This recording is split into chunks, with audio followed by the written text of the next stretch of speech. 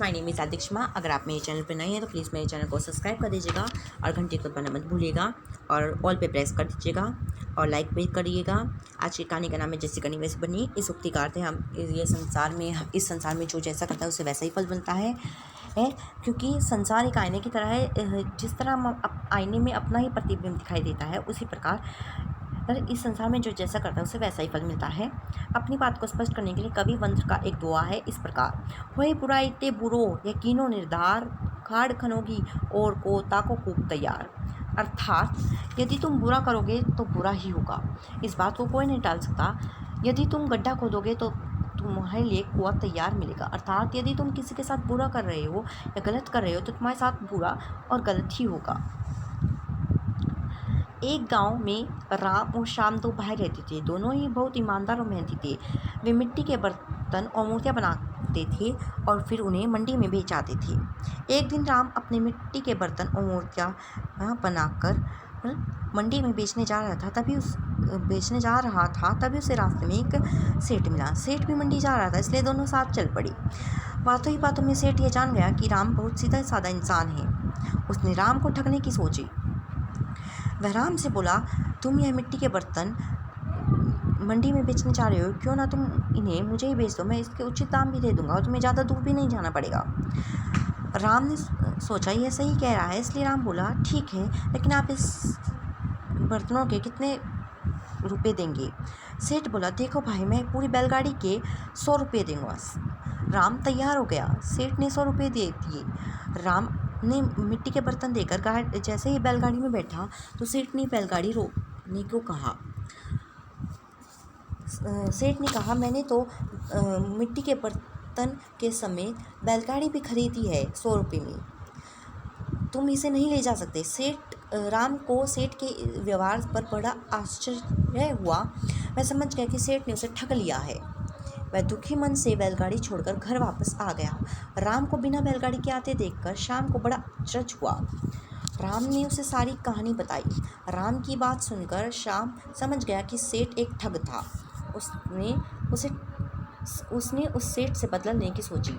कुछ दिन बाद श्याम अपनी बैलगाड़ी में मिट्टी के बर्तन और मूर्तियां रखकर उसी रास्ते से मंडी जा रहा था। श्याम को रास्ते में एक आदमी मिला जिसका हुलिया बिल्कुल वैसा ही था जैसा राम ने बताया। वह आदमी भी मंडी जा रहा था, इसलिए उसके साथ ही बैलगाड़ी में बैठ गया।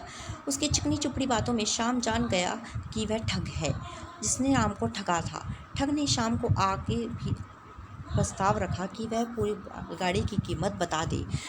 वह सारा सामान खरीदने को तैयार है। श्याम ने उससे कहा, सेठ जी, आप मुझे पूरी बैलगाड़ी के उतने पे दीजिएगा जितने उचित हैं, मैं ज़्यादा लालच नहीं करता। उसकी बात सुनकर सेठ यानी कि ठग बोला कि मुंह से निकला कि तुम ही बताओ कितने दाम लोगे, कहीं बाद में मुझसे झगड़ा न करो। श्याम बोला, ठीक है सेठ जी, आप अपने बेटे की मुट्ठी भर पैसे दे दें। उसकी बात सुनकर ठग खुश हो गया। सौदा बहुत ही सस्ते में पड़ गया। ठग श्याम को लेकर अपने घर पहुंचा और सारा सामान रखवाने के बाद ठग अपने 3 साल के बेटे की मुट्ठी में 2 रुपये रखकर ले आया। जैसे ही सेठ ने अपने बेटे की मुट्ठी श्याम की ओर पैसे देने की बढ़ाई, श्याम ने फौरन उसका हाथ पकड़ लिया और अपनी कमर से दराती निकालकर उसका हाथ काटने लगा। सेठ ने उसे देखकर फौरन अपने बेटे का हाथ पीछे हटा लिया। अरे अरे, तुम यह क्या कर रहे हो? मेरे बेटे का हाथ क्यों काट रहे हो? श्याम बोला, मैंने आपके बेटे की मुट्ठी भर पैसे मांगे थे। कि सिर्फ पैसे? इसलिए इसकी मुट्ठी भी मेरी है और इसे मैं काट कर ले जाऊंगा। उसकी बात सुनकर ठग घबरा गया और बोला, यह तो धोखा है, तुम मेरे बेटे की मुट्ठी नहीं ले जा सकते। तब श्याम बोला, क्यों सेठ, जब तुम बर्तनों के दाम के साथ बैलगाड़ी भी ले जा सकते हो तो पैसे के साथ मुट्ठी क्यों नहीं ले जा सकता? उसकी बात सुनकर ठग समझ गया कि वह अपनी चालाकी में फंस गया। उसने फौरन बैलगाड़ी लौटा दी और बर्तनों के उचित दाम दे दिए। श्याम खुशी खुशी दोनों बैलगाड़ी और पैसे लेकर घर की ओर चल दिया। इसलिए कहा है, जैसी करनी वैसी भरनी। जैसी करनी वैसी भरनी। यदि हम जीवन में सुख चाहते हैं तो हमें सबके साथ अच्छा ही अच्छा करना चाहिए। यदि हम जीवन में सुखी रह सकते हैं और प्रसन्नता बटोर सकते हैं, क्योंकि जैसी करनी वैसी भरनी, इसी से दुनिया पार उतरनी, कर ले बस अच्छी ही करनी। रहीमदास जी ने कहा है, करे बुराई सुख चाहे, कैसे पावे कोई, रापे बिलवावे नीम को, आम कहते हुए। कि नीम तो कड़वा होता है तो उस पे आम नहीं लग सकती।